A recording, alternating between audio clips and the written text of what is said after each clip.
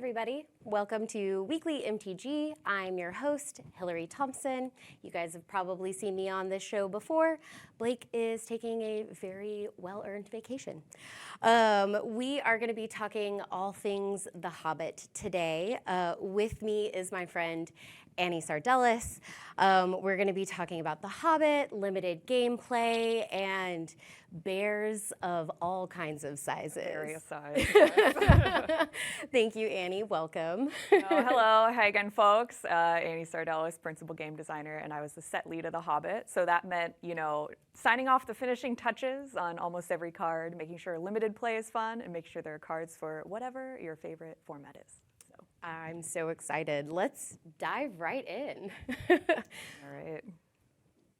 Okay, so first up, we're going to be talking about Fateful Discovery. I love this. The Dragon Horde frame is incredible. Yeah.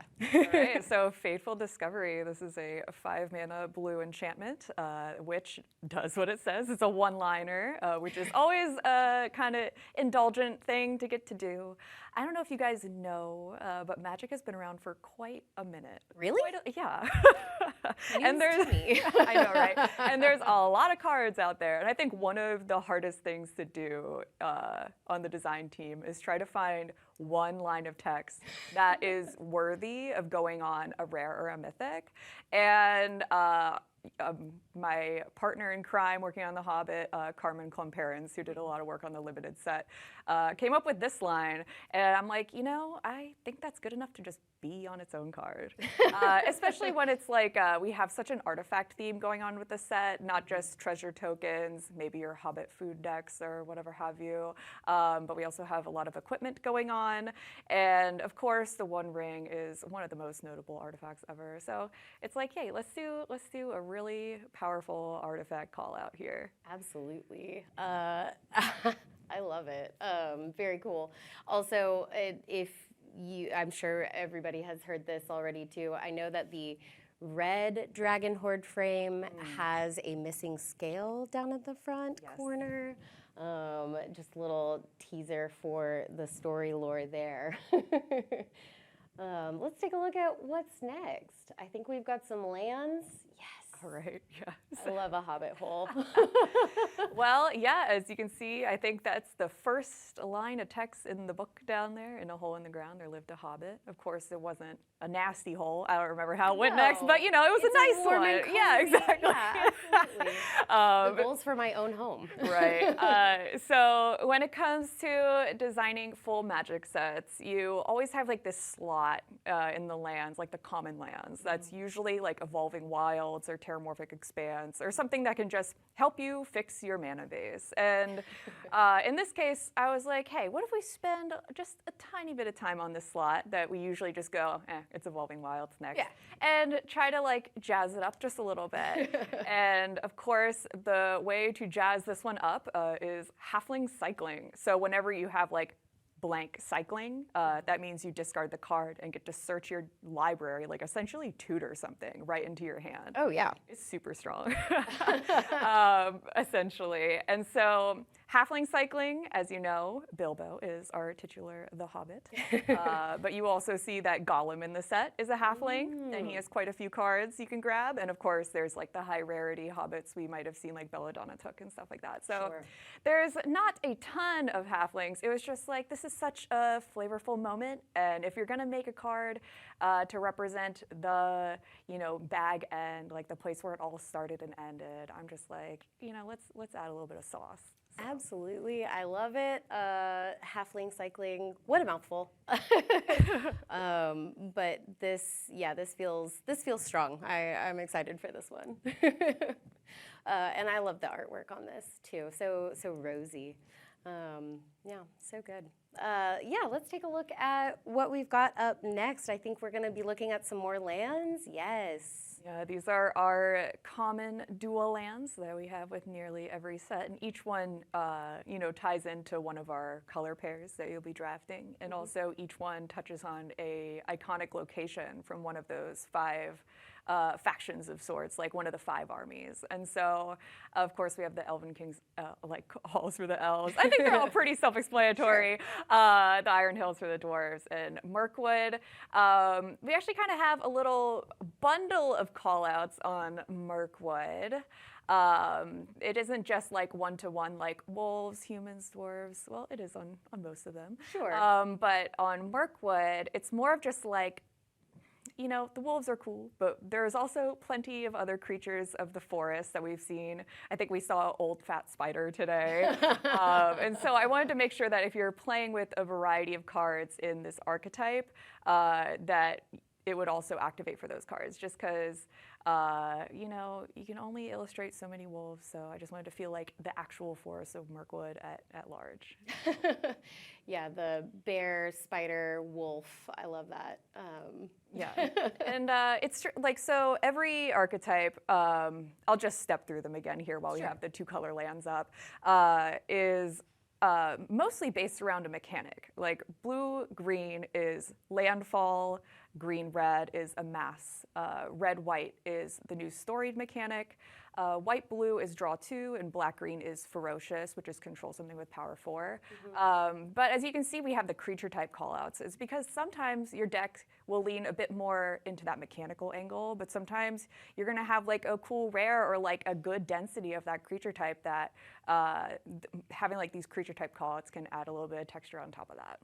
Can you refresh my memory, the new storied mechanic? Oh, yes. So for storied, I actually don't think we're seeing it on any of the upcoming cards. So it's basically you collect 3 historic permanents and it turns on an enduring story, which is sort of like the city's blessing. It's a status. Once it's on, you can't lose it. And the historic permanents are, of course, legendary sagas and artifacts. Fantastic. Very cool. I love that. Let's take a look at some basic lands next, just because we like to give them a little love sometimes. Yeah, it looks like we were able to get flavor text on these lands. I know we haven't done that in a minute. It's sort of a nice thing to do. And each of these has, I think it's song lyrics. So when you're playing the saga, if you're like, hey, how do I sing this song? Check out your lands and maybe y'all can like sing a little tune. I don't know. That feels like that's table stakes. Like if you have to sing it if it comes out. My own personal nightmare. No, but I love these so much. They're beautiful, absolutely. Let's take a look at another powerful land. Oh, with Elven Passage. Yeah, so this is quite the whiplash going from commons and basics over to Elven Passage. This is one of our rares that I wanted to create because landfall, like I said, it's a tried and true strategy. It's existed, in Standard for quite a long time, in Commander for quite a long time, and it just plays really well in Limited too. It's definitely one of like our top mechanics to go to, and in this case, I wanted to create a land that enabled you to do like double landfall stuff. I love that. My landfall deck loves that. Exactly. And I mean, you can tell it's a smudge like Fabled Passage in that there's this condition you can do in order to, when you pay 1 and sack the land, which is called like fetching, right? You're allowed to, under a certain condition, if you meet the condition, in this case, beholding an elf, the land can come in untapped. So that gives a little bit more power and also asks you to do a little bit of work. And so I just want to deliver a cool, strong land. Thank you. I personally thank you. Let's take a look at some more cards that I think will be strong and limited, or hopefully. Yeah, they all, oh, here's Storied, my bad. Hello, Ori, okay. Keeper of the Songs and Stories, of course. We're gonna be showing you a couple comments from the archetypes. In this case, obviously, Storied, we already touched on this a bit, but once it's turned on, each card will have sort of an additional ability that unlocks that, like once you've engaged with this quest, which I'll say, like, if you really intentionally go in and build around it, it should pretty much come together for you. But it does make sure you are collecting our little legendary dwarves of all rarities. In this case, we do have a couple common dwarves, and so this guy will get a +1, a +0 in vigilance. I love how much dwarf love this set has. There's so many. Yeah. And honestly, the sagas too, they're beautiful. Yeah. Let's keep moving along with Bilbo, our titular character. Right, yeah, here we go with another common legend. So being able to, I really wanted to showcase like our top 3 characters that you see throughout the story, sort of on this journey across the rarities. Like at the beginning, like as you can see, this is probably a moment where he's just sort of like sneaking around with the trolls or something Yeah, like that. he's still trying to prove himself. Yeah, he's still trying to prove himself. And so you can see like all the way on the mythic, like he's standing up, like he's got a cloak, like he's not messing around anymore. He looks like a proper adventurer. Yeah, Yeah, he totally. does not what he's messing with. But so in designing common legends, I tried to be really mindful about how bad it feels to draw multiples of them at the same time, because you can't have 2 legends of the same name and play at the same time. You have to sacrifice one of them. And that does come up. Like I played plenty of Ninja Turtles before this and Spider-Man before this, so I know the pain. I definitely took a lot of learnings from them. And so by using adventure, we're sort of could introduce this modality to the cards, so that let's say you did have 2 copies of Bilbo, you can always use one to scry and then use the other as like the creature half, and then follow up with the one in adventure later on once the coast is clear. Or since this guy recoups himself with a card, maybe it's not such a bad idea to Bilbo into a Bilbo. I don't know, like if you're really pinched for it. But just adventure is also pretty awesome mechanics, really good for storytelling, but it also really allowed us to fit in all the effects that create a healthy limited environment with a lower amount of cards. Sure. So. That makes a lot of sense. Yeah, very cool. I'm excited for this one. I think it's going to be fun to see this in some games. Let's move on to, I think, what is probably the secondary top 3 character. Oh, yes. Gollum. Yeah, here's Gollum, the Silent Slinker. That's a mouthful. Yeah, sorry, I thought I said stinker. I feel like it could be either with Gollum. Yeah, so another case where we get to use a utility style adventure in order to make it so playing as many of these as you like is not all that bad of an idea. And again, you can see he's a halfling, in case you want to do some halfling cycling. And of course, being able to put a +1/+1 counter ties into like the ferocious archetype we have going on in black-green. And of course, he's got 4 power. So, he's sort of like an honorary wolf guy in this case. He is a horror. This makes sense, yeah.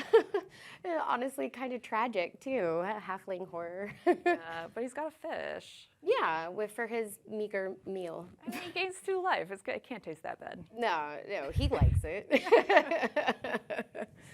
I love this flavor text on here too, with the rode about quietly on the lake, never a ripple did he make naughty. So creepy. It's fantastic. What great flavor there. Okay, so let's move on to some other dwarves and take a look at some of these archetypes. All right, so another common dwarf. I don't know if y'all noticed, but the first one is Ori, and this one's Dory. And, I'll leave you to guess what the last one is. That we'll see later. But yeah, so we have Dory also at common. And this guy is essentially 2 parts to turn on story. He just Dory, tell a story. I'm so sorry. So many of them rhyme, and it's just insane. It's not your fault. It's a really hard set to say aloud, playing against somebody sometimes, and keeping a straight face. But yeah, so this guy is mostly just here to have both a legend and an artifact to get you 2/3 of your way to an enduring story. As we all know, too, Magic is deadly serious, so you do have to play with a straight face. It's true. Yeah. Okay. This is great. Yeah, I'll happily take a treasure token anytime. So amazing. I think we've got somebody up next who is gonna help out some bears down the line, maybe. Yeah. But So, a reluctant host. unlike you, who's No. very Willing. Yeah. All right. All right. Bjorn, the reluctant host. This is his common card. We saw his mythic earlier, where he's like hulked out in bear form. But here he is just a little human bear shapeshifter to sort of imply what's going on with this guy. He has a sorcery to allow you to play an extra land that turn. Again, tying into that blue-green landfall strategy, super useful. And he is just a big guy on the other side. I just noticed he's a 5/5. Yeah, that's great. He does not mess around. You can see he's clearly larger than a horse. So Yeah, those are okay. Confirmed. Horses, not ponies. Got it. Yeah, that's I can't wait to put this in yet again my landfall deck. That's gonna I'm be just like really impressive how much our creative team got flavor text on these adventure cards. No kidding. Usually we just end up writing so much stuff on them, but by creating little comments, we saved a bit of space. Thank you for that. I always love the flavor. Yeah. Let's look at what we've got next as well with our Duskwatch Hunter. Speaking of creepy wolves. I don't know, he looks kind of cozy. Anyways, so the Duskwatch Hunter, this is, we have a cycle of hybrid cards as well across common. In this case, this is a very, very directly pointed at that ferocious strategy, which means control a creature with power 4 and additional abilities will happen. So in this case, you can turn this guy right into a 4/2 if you like, in order to have that 4 power thing, or whatever else you may have around. So with the amass tokens all run on +1/+1 counters. So you can grow one of those as well. And can't be blocked by tokens. As you can see, as a 3/1, he's very fragile to the recruit 1/1 tokens, which we'll see in a minute. You know, those 1/1 human tokens. Yeah. So had a little bit of a helpful line here. I think he's a pretty heavy hitter for the strategy. Absolutely. All right, let's look at some equipment, some artifacts with our Goblin Plate Mail. Yeah. All right. Another More amass. More amass. Another hybrid card. This is sort of a living weapon shape we really like to go to. And in this case, since we are amassing, we can snap the equipment right onto the amassed army. I also really like this art a lot. Like, this is some shiny armor. The little goblins checking out their little faces, and the armor is super cute. I love it. Anyways. Is it like reflections, or is it It's just... gotta be a reflection. Yeah, okay. I don't think they painted with that detail. But again, even getting like a 1 power buff might be enough to turn on ferocious. So you don't gotta put too much in. So you get a little. This starts out as what, a 2/1 menace? Not too bad. Yeah, no, not bad at all. Excellent. Okay, let's take a look at Mirkwood Nurturer, our elf ranger. Oh, this is a fun one to play with because there's so many different things to bounce back to your hand in this set that enable other strategies. Okay, don't bounce your amassed token army, don't do that. Right. But if you bounce something with an adventure, you can cast that again. You can even bounce just a land if you like. It just says target permanent in order to re-trigger your landfall.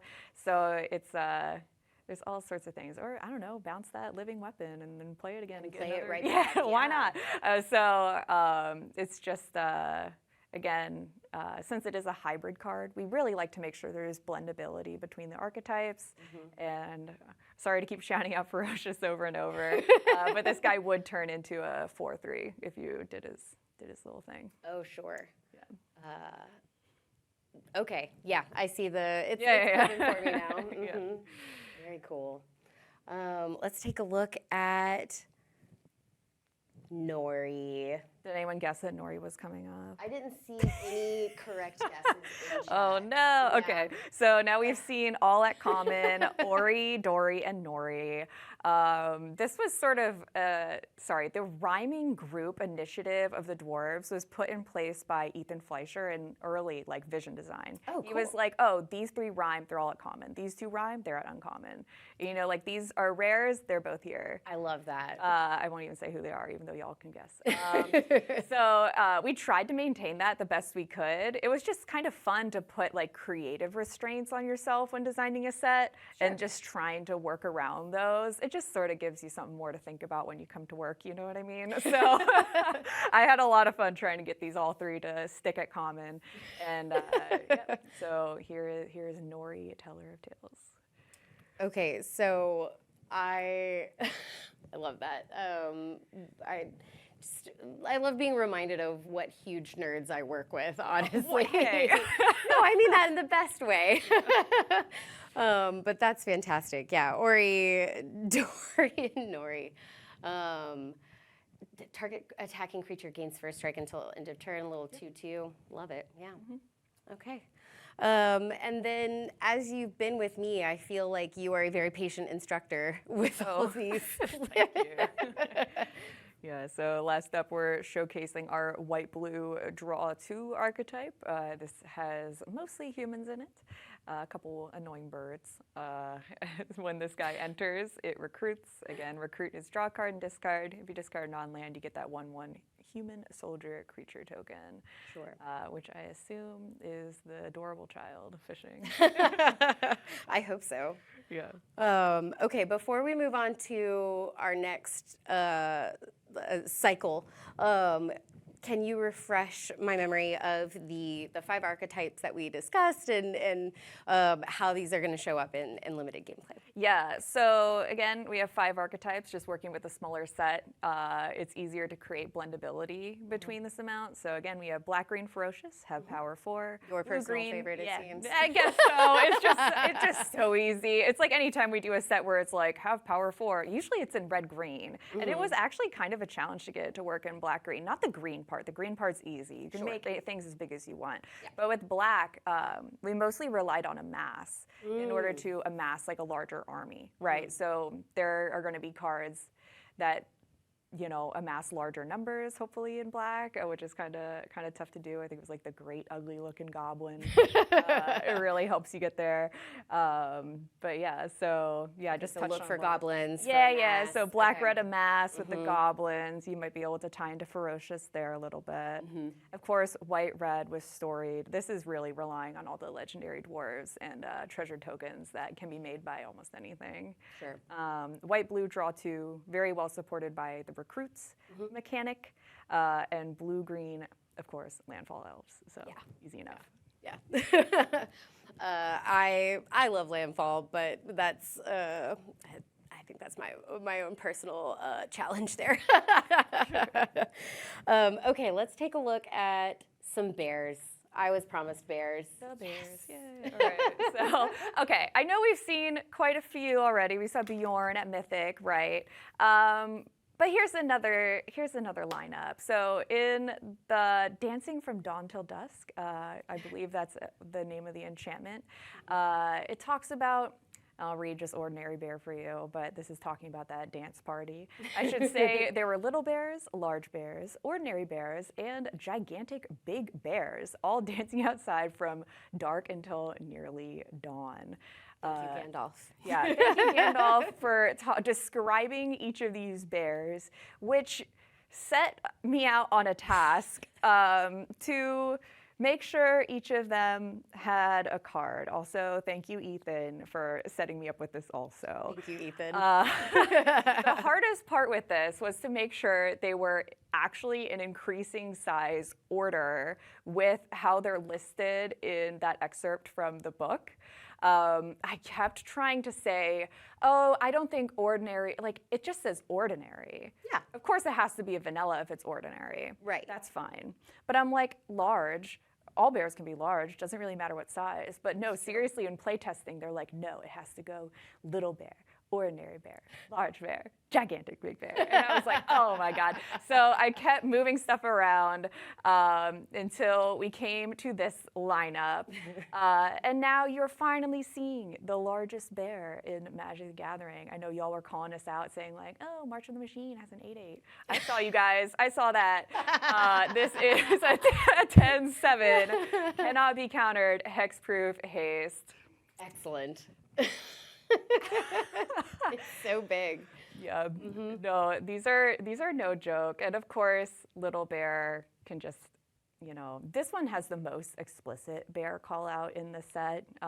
That's largely for rate reasons. But I will say, in working on this set, the thing I had the most in mind, or one of the things, of course, like being true to the Hobbit, number one. But I really was a big fan of Lorwyn Eclipsed. I'm just a little biased. I just love Lorwyn. I do love Lorwyn. It's so quirky and weird. And it also had so many changelings. I just thought they're just adorable. Yeah. I love Mutable Explorer. It's like one of my favorite cards. Yes. And so anytime you're like, if you could, a bear, like I don't have any of those. I would say refer to Lorwyn Eclipse if you would like to.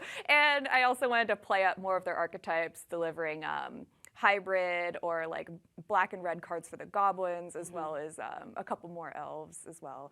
But yeah, it was just, it was really fun to keep that in mind, to sort of make it feel a little bit like cohesive in the environment of Magic. So absolutely.